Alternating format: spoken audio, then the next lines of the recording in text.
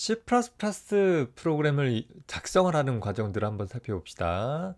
자, 먼저 C++는 우리가 이미 C 프로그램을 작성을 할 때 사용을 했던 비주얼 스튜디오라는 프로그램을 통해서 우리 MS 윈도우 환경에서 동작할 수 있는 프로그램을 작성하는 일을 해볼 수 있을 거예요. 자, 비주얼 스튜디오를 통해서 우리 C 프로그램 작성했을 때와 동일한 방법으로 작성을 해주면 돼요. 빈 프로젝트 생성을 하고 그 빈 프로젝트에다가 빈 소스 파일을 추가를 하되 C 프로그램을 작성을 할 때는 추가되어진 소스 파일의 확장자를 반드시 .c로 두었었죠. 반면에 C++ 프로그램을 작성한다 라고 한다면 소스 파일의 확장자를 .cpp로 두어서 코드를 작성을 해주면 될 것이에요. 비주얼 스튜디오에서 우리가 소스 코드를 추가할 때 기본적으로 C++ 소스 파일을 추가하게 되어지기 때문에 파일 이름만 지정을 하면 자동으로 .cpp가 붙어요. 여러분들이 일부러 확장자를 .c로 수정하지만 않으면 된다라고 기억을 해둡시다. 물론 소스 파일의 확장자는 컴파일러마다 조금씩 다를 수는 있어요. 자, 그래서 일련의 코드를 소스 파일에다 작성을 해주고 나면 C 언어와 동일하게 먼저 컴파일러에 의해서 컴파일이라는 과정이 거치게 될 것이에요. 자, 컴파일이라는 과정은 하이레벨 랭귀지인 C++ 소스 파일을 사용자가 알아보기 쉬운 영문자 알파벳 위주로 작성되어진 소스 코드를 그 시스템의 기계가 알아들을 수 있는 기계어 코드로 변환해주는 작업을 수행을 해주게 되는 것이죠. 따라서 우리 비주얼 스튜디오에서 작성한 C++ 소스 파일은 비주얼 C++라는 통합 개발 환경 안에 담겨져 있는 컴파일러에 의해서 현재 MS 윈도우에서 수행 가능한 기계어 코드로 변환되어진다라는 것입니다. 자, 이렇게 변환되어진 파일을 우리는 오브젝트 파일이라고 불러요. 파일의 확장자가 .obj로 끝나고 각각의 소스 코드마다 하나씩 오브젝트 파일이 생성이 되어집니다. 즉, 이 소스 코드를 기계어로 번역했더니 뭐 이런 형태로 되어진다 라고 가정을 해보면 되는 것입니다. 다만 이 소스 파일 자체로는 독립적으로 실행할 수가 없는데 우리 C 언어 코드도 생각을 해보면 처음에 작성을 했던 화면에 헬로라는 문자를 출력하는 소스 코드는 내가 모든 부분을 다 작성한 것이 아니라 화면에 문자를 출력하는 일을 담당하는 printf라는 함수의 도움을 받아서 작성한 프로그램 코드였잖아요. 마찬가지로 내가 작성한 C++ 소스 코드도 하나부터 열까지 모든 것을 내가 다 작성하는 것이 아니라 기존에 제공되어지는 여러 표준 라이브러리나 기타 라이브러리들의 도움을 받아서 프로그램을 작성하고 있을 것이에요. 뭐 예를 들어서 이 코드에서는 cout이라는 객체의 도움을 받아서 화면에 출력하는 일을 담당하고 있기에 현재 내가 작성한 소스 코드는 그저 cout이라는 객체를 사용한다라는 것만 기계어 코드로 번역되어져 있는 것이지 cout이라는 객체가 어떤 식으로 동작하는지는 담고 있지 않다라는 거예요. 그런 부분들은 별도의 라이브러리 안에 포함되어 있기 때문에 현재 내가 작성해서 컴파일 되어진 오브젝트 파일은 관련되어진 여러 라이브러리는 오브젝트 파일들의 집합으로 생각해주면 된다라고 했었어요. 라이브러리나 오브젝트 파일들과 같이 연결되어져서 링커라는 프로그램에 의해서 같이 연결되어져서 묶여져서 하나의 실행 가능한 파일이 만들어지게 된다라는 거예요. 자, 우리 윈도우 환경에서 비주얼 스튜디오가 만들어내는 실행 파일은 파일의 확장자가 .exe로 끝나는 형태가 되어지고 이제 이 안에는 내가 작성한 코드에 대한 기계어 코드뿐만 아니라 내가 작성한 코드에서 이용하고 있는 라이브러리들에 대한 기계어 코드까지도 포함하고 있어서 비로소 온전하게 실행할 수 있는 모든 정보들을 갖고 있게 되어진다라는 것입니다. 그러면 이렇게 작성되어진 실행 파일은 운영체제의 런처 기능의 도움을 받아서 명령 프롬프트 창에서 실행 파일 이름을 직접 입력했다든가 혹은 파일 탐색기에서 해당하는 실행 파일을 더블 클릭해서 실행하게 되어지면 실행이 될 거예요. 실행이 되어지고 그 안에 있는 내용이 적절히 처리가 되어지고 그래서 결과가 나오고 나서 프로그램이 종료하게 되어집니다. 다만 이런 과정들이 한 번에 수행되어지지 않을 수 있을 거예요. 뭐 예를 들어서 내가 컴파일을 했는데 컴파일 과정 중에 오류가 발생되어질 수 있어요. 그걸 보통 컴파일 오류 혹은 뭐 신텍스 오류라고 불려요. 자, 컴파일러가 오류를 낸다. 컴파일러가 하는 일이 무엇이었었죠? 사용자가 작성한 소스 파일을 그 시스템이 알아들을 수 있는 기계어 코드로 번역하는 일을 하는 거잖아요. 그 과정에서 오류를 냈다라는 것은 뭔가 문법에 맞지 않게 작성된 부분이 있어서 오류가 발생한 것이에요. 자, 그래서 컴파일 오류가 발생하면 컴파일러는 어느 소스 코드 몇 번째 줄이 어떤 의미인지 모르겠다라는 형태로 오류 메시지가 발생되어집니다. 따라서 컴파일러가 내는 오류는 우리가 문법만 정확히 알고 있다라고 한다면 컴파일러가 오류가 발생한 거의 정확한 위치를 지적해 주기 때문에 그 부분에 가서 문법에 맞게 표현만 해주면 될 수 있는 가장 간단하게 수정할 수 있는 그런 오류이기도 해요. 보통 이제 오류가 여러 개가 얽혀 있을 수 있기 때문에 뭐 한번 컴파일 했을 때 오류가 100개 정도 나타난다라고 하더라도 앞에 있는 오류 몇 개를 잡으면 모든 오류가 금방 없어질 수도 있어요. 그래서 일반적으로 컴파일 오류는 발생한 오류의 첫 번째부터 오류를 정정해 나가면 되겠습니다. 우리 비주얼 스튜디오에서 보면 펑션 키 F4 키를 눌러주면 오류 메시지의 제일 첫 번째가 자동으로 하이라이트 되어져서 첫 번째 오류를 바로 찾아서 어떤 문제점이 있는지 소스 코드와 같이 견주어가며 수정해 나갈 수 있기도 하니까 참고해 보세요. 자, 반면에 링커가 링킹하는 과정에도 오류를 낼 수 있어요. 자, 링커가 링킹하는 과정 중에는 어떤 오류가 발생할까요? 그쵸? 링커는 오브젝트 파일들을 한데 묶어서 하나의 실행 파일을 만들어주는 그런 역할을 하는 프로그램인 거잖아요. 이렇게 연결해주는 과정을 수행하려고 하는데 연결할 대상을 못 찾을 경우에 링크 오류가 발생한다라는 거예요. 우리 비주얼 스튜디오에서 보면 링크 오류는 뭐 LNK라는 표현을 통해 가지고서 어떤 숫자가 나오고 어떤 식별자가 표현이 되어져요. 우리 수준에서 링커가 내는 오류의 대부분은 오타예요. 오타. 예를 들어서 소스 코드에서 어떤 a라는 함수를 사용하기로 했는데 그 a라는 함수의 정의가 여러 오브젝트를 통해서 어디에서도 발견되어지지 않는다라고 한다면 a라는 함수를 같이 연결을 해야 되는데 못 찾겠다라고 해서 오류가 발생한다라는 것이죠. 없는 걸 갖다 쓰려고 해가지고서 오류가 발생되는 경우도 있겠지만 그렇게 아무거나 막 나열한 프로그램 코드가 아니다라고 한다면 대부분의 경우는 내가 가져다 쓰고자 하는 부분에 대한 식별자를 잘못 써서 스펠이 뭐 대소문자가 맞지 않다라든가 뭐 오타가 발생했다라든가 등의 이유로 연결을 제대로 못하는 경우가 거의 대부분이다라는 거예요. 그래서 여러분들은 코드를 작성하면서 컴파일을 했는데 컴파일 오류는 없는데 어떤 LNK 어쩌고 해가지고서 나타나는 오류가 발생하면 그 식별자에 대한 이름들이 정확한지 다시 한번 확인을 해보면 쉽게 오류들을 정정을 해나갈 수 있을 것입니다.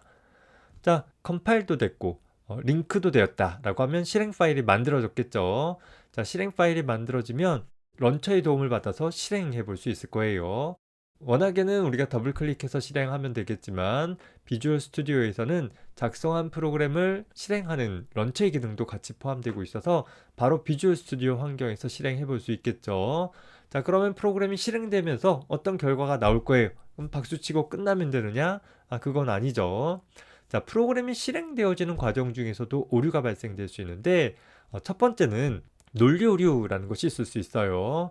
프로그램이 잘 실행이 됐는데 논리적으로 맞지 않은 결과를 내는 경우를 우리 논리 오류라고 불러요. 뭐 예를 들어서 내가 계산기 프로그램을 작성을 했는데 뭐 1 더하기 1을 계산해라 라고 했더니 11이라는 결과가 나왔다라고 하면 결과가 나왔으니까 되는 것이 아니라 논리적으로 맞지 않은 결과가 나온 상태가 되는 것이죠. 그러면 어느 부분에서 잘못됐는가를 다시 추적해 볼 필요가 있는 것이고 대부분 논리 오류는 프로그래머가 직접 찾아야 돼요. 자기가 작성한 소스 코드를 보고 어느 부분이 잘못돼서 논리 오류가 발생했는지 예상치 못한 결과가 나왔는지를 확인을 해봐야 되는데 우리가 글을 쓸 때도 그렇지만 내가 작성한 부분은 잘못된 부분이 잘 보여지지가 않아요. 그래서 한 단계 한 단계 꼼꼼하게 살펴봐야 되는데 그 일을 할 때 도움을 주는 프로그램이 바로 디버거라는 프로그램이 있어요. 그래서 소위 디버깅 한다라고 하잖아요. 내가 작성한 프로그램 코드에서 오류를 찾아주는 작업들을 수행을 하는데 뭐 정확히 보면 오류를 찾아주는 게 아니라 오류를 찾아주는 과정을 함께 해주는 그런 프로그램이 되어지고 있어요. 소스 코드와 그 소스 코드가 한 라인씩 실행되어지면서 그때의 각 변수들의 상태, 뭐 메모리 상태, 뭐 이런 것들을 가시적으로 확인해 볼 수 있도록 도와주는 프로그램이죠. 그래서 프로그래머가 생각한 코드가 수행되어지는지, 또 그때 해당하는 변수가 프로그래머가 생각한 값을 갖고 있는지 등을 비교해 보면서 달라지는 지점을 명확하게 찾을 수 있도록 해줄 수 있는 그런 프로그램이 디버거다라는 것이에요. 디버깅이라는 것은 논리 오류가 발생되었을 때만 사용하는 것이 아니라 또 하나 런타임 오류가 발생했을 때도 사용되어질 수 있어요. 논리 오류와 마찬가지로 런타임 오류라는 것은 프로그램이 실행되어지는 도중에 발생되어지는 것이에요. 논리 오류는 잘못된 결과가 나온다라고 한다면 런타임 오류는 실행 중에 비정상인 종료를 통해서 프로그램이 중단되어져 버리는 상황을 가리켜요. 여러분들이 C 언어 프로그래밍 하면서 포인터나 배열 같은 것들을 잘못 사용을 하게 되면 가끔 프로그램이 부적절하게 종료되어지는 경우들을 경험해 봤었을 것이에요. 역시 런타임 오류는 어느 부분에서 어떤 잘못이 있어서 중단됐는지 프로그래머가 쉽게 알 수가 없어요. 따라서 프로그래머는 디버거라는 프로그램을 통해서 프로그램을 한 스텝씩 한 스텝씩 진행해 가면서 오류가 발생되어지는 상황을 추적해 볼 수 있고, 그때 메모리 상태나 변수 상태들의 분석을 통해 가지고서 어떤 문제가 발생된 것인지를 유추하는 데 도움을 받을 수 있다라는 것입니다. 자, 이렇게 C++ 프로그램을 작성을 하고 개발하는 과정은 C 언어를 작성하는 과정과 동일하다라는 거예요. 그저 차이점이 있는 것은 C 언어와 다르게 소스 파일의 확장자가 .cpp, 따라서 컴파일하는 동안에 이제 C 문법이 아니라 C++ 문법으로 컴파일을 하는 것이고, 링크 타임 때 연결되어지는 것이 C 라이브러리가 아니라 C++ 라이브러리들과 함께 연결되어진다라는 점만 차이가 있지 그 과정들은 동일하다라는 것이에요. C++는 1980년대 초반에 만들어졌는데 C++ 언어의 표준화 작업은 1998년이나 돼서야 대략 한 20년 정도 지나서 표준 작업들이 일어나게 되어져요. 앞서서도 얘기했지만 처음 C 언어가 나왔을 때에는 하드웨어적인 성능이 충분히 뒷받침해주지 못해서 별로 성능이 좋지 못했어요. 그래서 많은 관심들을 받지 못했었다라는 거죠. 하지만 1998년 정도 되니까 이제 어느 정도 하드웨어적인 성능들이 뒷받침되어지고, 따라서 C 언어로 작성한 프로그램 못지않은 성능을 C++로 작성한 프로그램도 낼 수 있게 되더라라는 거죠. 그러다 보니까 C++ 언어가 갖고 있는 그런 객체 지향 언어가 가지고 있는 장점들을 좀 더 널리 사용해보고자 하는 욕구들이 생기게 되는 것이고, C++ 언어를 필두로 해서 객체 지향 언어들이 널리 사용되어지게 되어지는 시대로 들어서게 되어집니다. 그래서 C++의 표준은 이후 여러 가지 표준으로 나뉘어져서 오늘날까지 개발되어지고 있기는 하는데, 사실 오늘날에는 C++가 그리 많이 사용되어지지는 못하고 있어요.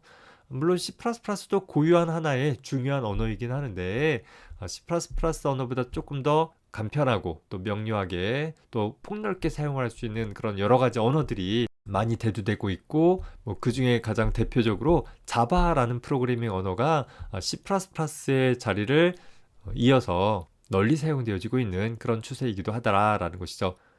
그럼에도 불구하고 우리는 C++라는 프로그래밍 언어를 배우면서 C 언어에서 자바를 연결해주는 그런 연결 과정에 대한 이해들, 또 객체 지향 언어가 갖고 있는 기본적인 특징들에 대해서 좀 더 세부적으로 학습해 볼 수 있을 것이고, 학습을 할 때 가급적이면 표준적인 문법들을 익혀 나가는 것이 도움이 될 것이에요. 항상 우리가 언어라는 것은 표준말을 사용을 했을 때 모든 사람들이 일반적으로 알아들을 수 있는 거잖아요.